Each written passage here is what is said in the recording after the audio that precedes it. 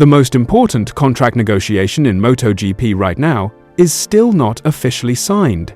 Marc Marquez, reigning world champion, 9-time title winner, the most marketable rider the sport has, is still not formally confirmed at Ducati beyond this season. And the story behind why this deal is taking so long, who else has been trying to poach him, and what the final agreement is expected to look like when it eventually arrives, is one of the most fascinating behind-the-scenes stories of the entire 2026 paddock.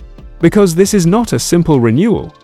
It is a negotiation that has involved injury delays, a €20 million Honda intervention, a battle over contract length, and a chain reaction that has reshaped the entire 2027 MotoGP grid before a single deal has been officially announced. I'm Seb, owner of this channel. MotoGP is my obsession, and every script you hear is written and researched by me. If you feel the same way, hit subscribe, and let's enjoy this sport together. Let's start at the beginning of the story, because the timeline is important. When Marquez joined the factory Ducati team for 2025, he signed a 2-year deal, taking him through to the end of 2026. He then dominated his debut factory season, winning the World Championship with a performance so complete that Ducati team manager Davide Tardozzi confirmed at the 2026 team launch that renewing him was the absolute priority. "We are looking to try and renew the world champion," Tardozzi said at the livery presentation in January. That should have been the start of a straightforward negotiation. And then 3 things happened that complicated everything. The first complication was Marquez's shoulder. He sustained a serious injury at the 2025 Indonesian Grand Prix, crashing in a collision with Marco Bezzecchi, and spent the last 4 rounds of the season on the sideline. The surgery and the recovery dominated his entire winter. And when contract discussions with Ducati began in earnest, Marquez made a decision that surprised the Borgo Panigale factory. He asked for a pause. "Because I was injured when we started talking about the future," he explained to motorsport.com. "And first of all, I would like to feel well on the bike, and then of course sign the contract." That pause, entirely understandable from a personal and physical standpoint, had enormous consequences for the entire rider market. Because Marquez's contract status is the domino that every other deal in MotoGP is waiting for, and his deliberate delay meant the whole 2027 grid was put on hold. Fabio Quartararo eventually moved first, signing with Honda for 2027. Jorge Martin signed with Yamaha. Bezzecchi confirmed Aprilia. The rest of the market moved around Marquez while he waited to feel healthy enough to commit. The second complication was Honda, and the scale of what the Japanese manufacturer offered is genuinely staggering.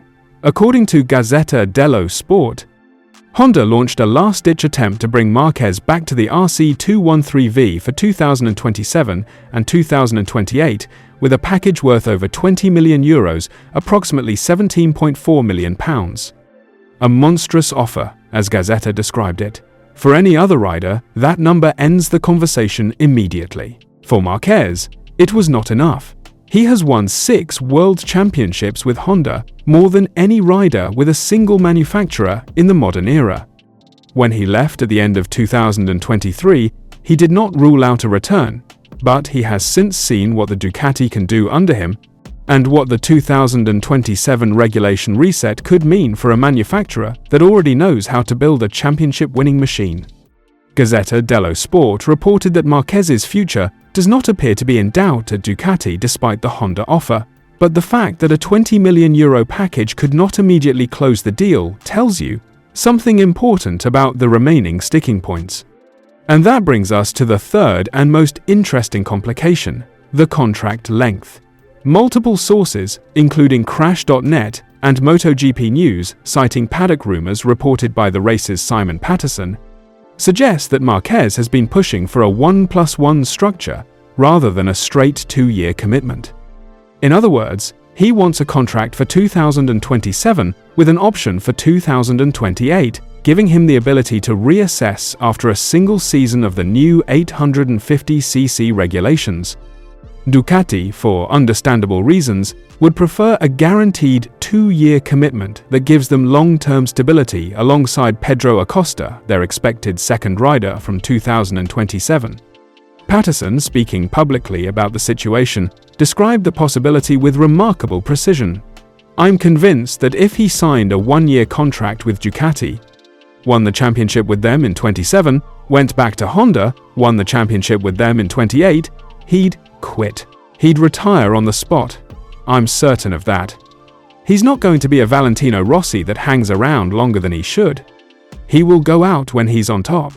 That framing Marquez already calculating the final chapter of his career in terms of championships rather than years adds a dimension to these negotiations that goes far beyond the usual contract squabble.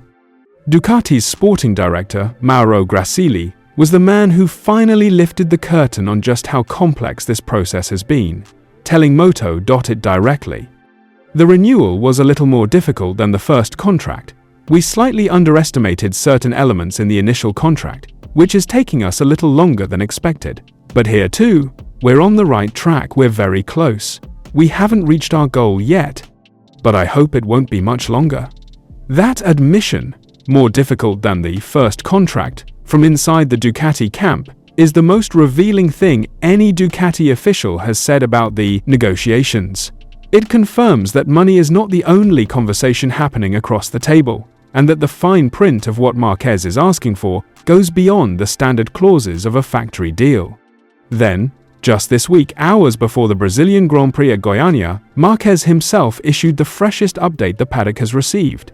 Speaking to Crash.net, he confirmed that the deal is close, but still not done. "We agree on most points," he said. "I'm looking forward to the next races because in Thailand we suffered a bit, but we were there, fighting for the podium. So this is the good news. Now I have 2 weeks in front where I would like to do another step in my physical condition with the shoulder. Let's see if I can." He also explained in the most personal terms why this contract took longer than everyone expected. "It's not getting harder with age, it's getting harder with the injuries. In the end, I still feel young on the mental side. But it's true that with the injuries, one after another one, makes my body lazier, and it takes more time. So for that reason, this winter was super long." He was open about his contract preference too, telling MotoGP.com back in January, "My first option is to try and stay with Ducati. Nobody can promise the best bike, we will see. But if we decide to go forward, it will be a 2-year contract." That last line is significant. He appears to have moved from pushing for a 1+1 to accepting a full 2-year commitment, which is exactly what Ducati wanted. The reason Ducati's urgency around this deal matters goes beyond just Marquez himself. It is about the chain reaction it triggers for everyone else. Pedro Acosta is widely expected to leave KTM and join Ducati as Marquez's teammate for 2027, replacing Bagnaia. Aprilia CEO Massimo Rivola stated plainly at the team launch, "Marc will stay at Ducati, and Pedro has already said he wants a Ducati at all costs." So that pairing is probably already done. But Ducati have reportedly already felt forced into signing Acosta ahead of Marquez's official confirmation, fearing they would lose the young Spaniard if they waited any longer. That means Ducati are now in the unusual position of having agreed a deal with their expected second rider, while their first rider's contract is still not formally announced. Alex Marquez, meanwhile, has been linked with KTM for 2027. After feeling undervalued at Gresini, reports suggest he felt unloved by Ducati factory bosses who showed no desire to promote him alongside his brother, and that he has already reached an agreement with KTM. Bagnaia himself, who enters the season in the final year of his Ducati contract, told the media at the team launch he was calm about my renewal and wanted to focus on that.